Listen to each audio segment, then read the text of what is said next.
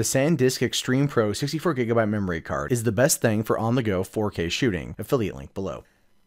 Hey, what's going on, everybody? My name is Matt Jarbo. This is the MundaneChats channel, and you know, I am definitely a Star Wars guy over a Star Trek guy. I don't think that's even up for debate at this point, but I will say this. I love me William Shatner. I love the Shat. He is a great person. I have always enjoyed watching him as Captain Kirk, as any other role he's taken on. And seeing him in person last year at the Star Trek 50th anniversary panel at Comic-Con was the best part of that panel. Otherwise, it was kind of droll and kind of boring. And then there's William Shatner's up there literally being the most alpha motherfucker in this panel. Like, not even in the panel, in the room of nearly 7,000 people. Because it's Shatner. And you respect the energy of the Shatman. But lately he's come under fire, and I have a feeling this has a lot to do with George Takei and how Takei has been very much taking the progressive, like ideology and running with it to the point of, like pure fucking nauseum. Never mind that and hypocrisy involving Milo Yiannopoulos from a few months ago when, George Takei kind of said some shit about that. Never mind the fact that George Takei openly talked about, being molested by an older man and how he was totally okay with it. But when Milo makes a couple bad jokes, Milo is the enemy. But I don't want to get on that shit. But with the Takei thing, essentially what it boils down to is Takei is very left, has been for quite some time. Shatner clearly isn't and doesn't really want to be involved. But because he's not backing Takei like that, and he's not backing that mindset, he is now considered the enemy. And he don't take no shit. So saying here that William Shatner, the actor who famously portrayed Captain James Kirk in the original 1960s run of Star Trek, spoke out against his progressive critics, claiming that SJWs stand for inequality, which is, I'm sorry, that's a mic drop moment. That's a mic drop moment from someone in Hollywood. All right, it might be kind of like, like milk toast, like lukewarm commentary right there, because we say that kind of shit all the time, but you never hear one of the Hollywood elites, and yes, I'm calling Shatner one of the Hollywood elites, say something like that, and then still give zero fucks. That dude's like in his 80s. Like, what does he care? What's the worst they're gonna do to him? Right? Like, old age will take care of him before SJWs even get a shot. Like, I don't want him to die. I never want him to die. I love him too goddamn much for that. But you guys know what I'm trying to say. Now, say that SJW stand for inequality while defending his use of terms like snowflake and misandry, a phenomenon that angry feminists insist have been extinguished in modern society. My favorite thing about misandry is the fact that feminists treat that word very similar to how atheists treat religion. Like, it doesn't exist. Only though in the former is where things are okay. Unless you're a religious person, then yeah, you believe what you believe. But the point is, no, they really act like that word doesn't exist. Like, it has no meaning. Like, it's a made up term, a made up word that there's no way that women can hate men because it's all about power and privilege and patriarchy and the 3 Ps that they keep arguing for in order to fill their pockets with money when they hit on the victim train. Shatner, a Canadian citizen who's publicly emphasized with the far right and President Donald Trump, has repeatedly feuded with Trekkies who feel that he has turned away from the show's culturally progressive message by saying that Star Trek here made television history by broadcasting television's first interracial kiss between Shatner and castmate Nichelle Nichols, which, again, that was a huge watershed moment for back in the 60s, a gigantic step forward in terms of equality on national television, and I think it really helped influence a large portion of pop culture and how we perceive things and how we take things, because keep in mind that the only way for people to really kind of progress forward in terms of maybe taking on new ideas is through pop culture, through media, through how it's portrayed. And not that it's portrayed as a big over-the-top thing, which is what the lefts do now, but just like it's a natural occurrence, like it doesn't impact anybody.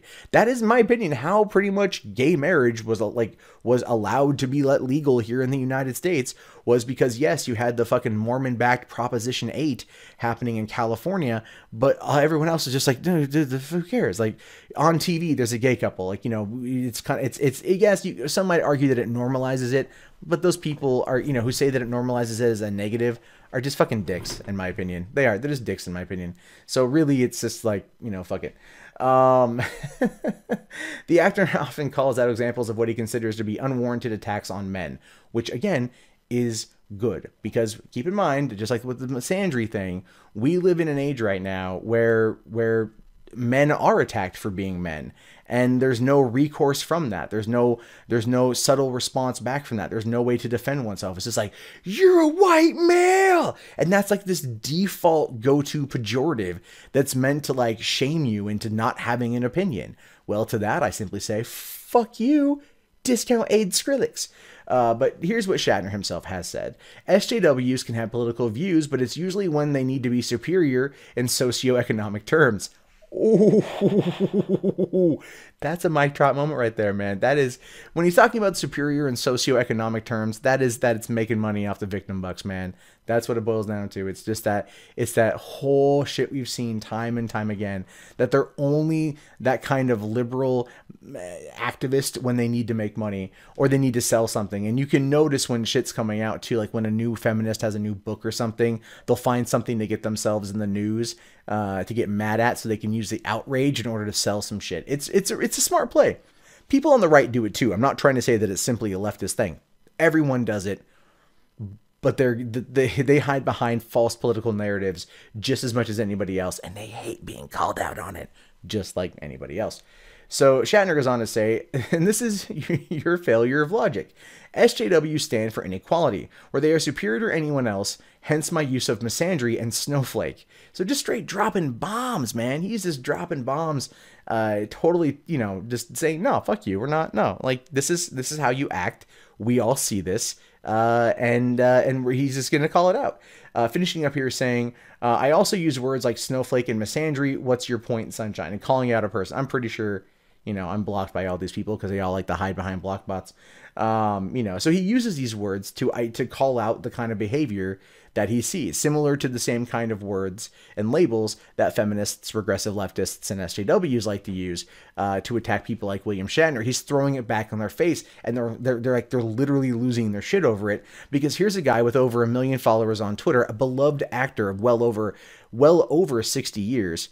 Well, not over 60 years, but close to 60 years now. We're getting closer to 60 years. So let's say half century, just to be on the fair side. And he's telling them, no, stop it. I'm using your stuff against you. Ha ha ha. You all suck. And he's basically just telling them no. And they are losing their goddamn minds. Salon wrote an article today about it. There's been tons of freaking hit pieces about this, or hit pieces against William Shatner for calling out this kind of bullshit rhetoric. And again, we see this in the media, and it's just funny because the more they keep calling it out, the more people, I don't want to use the term because I don't like to use the term, but I'm just going to use it here. The more people Shatner will fucking red pill. That stung to say. I just don't like that. I'm not a huge fan of saying that unironically. But that's basically what's happening here. So Shatner's signature was notably absent from a February letter sent by original Star Trek cast condemning President Donald Trump's racism and bigotry. At least one liberal critic accused the actor of tarnishing Star Trek's legacy with his alt-right language, according to Gizmodo. Because it would have to be either like Gizmodo or by I guess you could say by association, because they own it, would be Kotaku, or like Slate or Salon, or no, mostly Salon, and a bunch of those other sites would basically figure that. But Gizmodo makes a lot of sense. Saying here that it seems that Shatner has not so much misunderstood the source material, then turned away from it, coming from Manu Saadia, the author of Techonomics, the Economics of Star Trek. Star Trek is the lone TV show that has carried the torch of equality, progress, and utopia in popular culture. To see one of its most famous ambassadors using alt-right language should be a wake-up call to fans. I love it. It's like in the alt-right brony video. Anything I don't like is alt-right. Anything I don't like is racist. Anything I don't like is homophobic. Anything I don't like is sexist. And now I have to call it all out.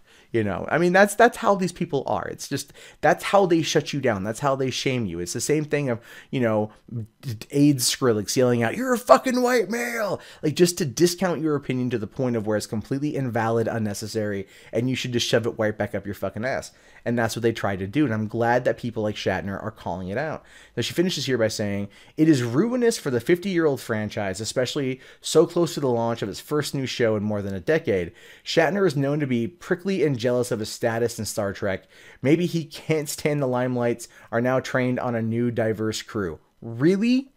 So back in the heyday when you had Cisco running fucking DS9 and fucking Janeway running Voyager, and all the diverse cast that was there, right, in those shows, in which case William Shatner had no problem with whatsoever, never said a fucking word, has never, ever, ever, ever, as far as I know, said anything negative about those shows, and has always loved the fact that he's been in Star Trek. Again, I could be wrong, but that's what I've seen personally, that he's just jealous that the limelight's not on him. Lady, this is William fucking Shatner. He could sit there and just go on a live Periscope and start reading the phone book and could probably amass several 100,000 viewers instantaneously because he would play it up for style and effect like he always does. And that's how Shatner is Shatner. That's why Shatner is as well loved as he is. This is just jealousy from this Manu Sadia because she's like, no, he's not agreeing with me. All right. Everything's going to be all right.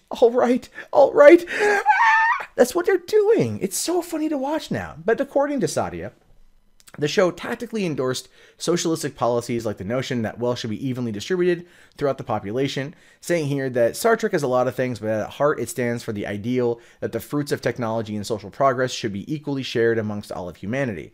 And that's definitely not what Star Trek is advocating here.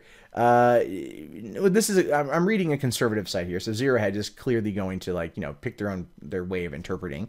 But I've always viewed Star Trek as kind of like, yeah, humanity has evolved past religion. It's evolved past, trying to, separate each other. It's evolved past segregation. It's all about inclusion and equality. And to that, a rising tide raises all ships. And also exploration, realizing that there's more than just us on this planet, that there's an entire vast cosmos to explore. We have the technology to do so. We're going to do this. And then that unites humanity, the next great step, the next great adventure. And then, of course, who we encounter out there, that is a reflection of our society at the time, the Klingons, the Romulans, the Vulcans, so on and so forth. That is how I personally view Star Trek, as a sign of a true equality on Earth, because we put aside our petty differences and we all focused on one key thing together, and that would be getting the fuck off of here.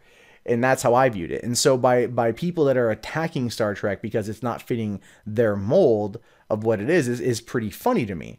Because if there's one person out there, like, he's not even saying anything that's considered alt-right. All he's saying is just like, I'm just not going to get involved a lot of this time. A lot of it, that's what it boiled down to. When he was asked about, Donald Trump and commenting on it and whatnot, I'm pretty sure he's not a fan. Like, I've read his Twitter, I follow him, I read his tweets. You can kind of gauge his political belief there, but he's like, what? I'm a guest here. I'm just not going to get involved. Like, I'm a guest. And he also knows how Twitter is. And so him being up there in age, being on Twitter and shit posting with the best of them, all I can do to show my adoration for this man is simply golf clap.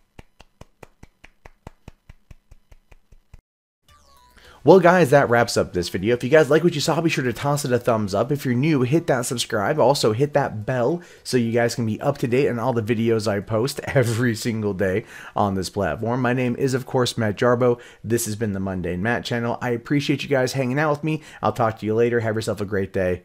Peace out.